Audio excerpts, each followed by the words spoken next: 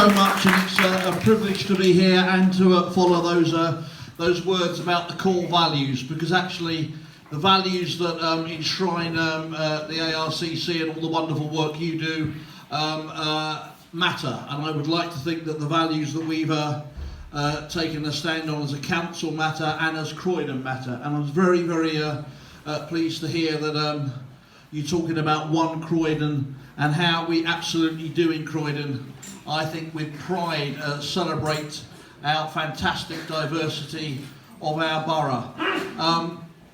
That's perhaps more important than ever at the moment. The reason I can't stay here long today is we're in the middle of a general election and there's an awful lot happening across the borough.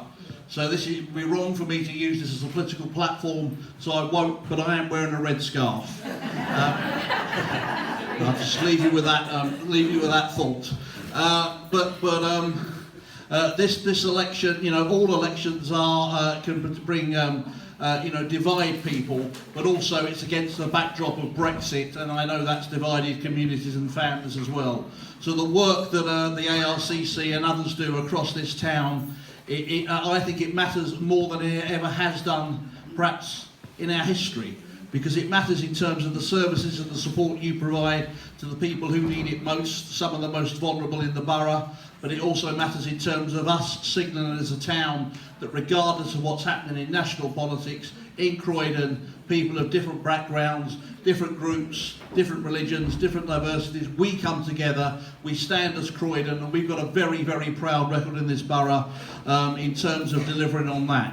There are some amazing statistics. I haven't got the actual numbers today, but there are more people in Croydon per head of population who play an active role in the voluntary sector than any other borough in London, and that is something that we should rightly be proud of, and you should rightly be proud of, because that is it's easy for politicians to talk about standing together and celebrating diversity, but it only actually works if people go and live that story out there, and people like yourselves and others do the work on the ground that makes that a reality.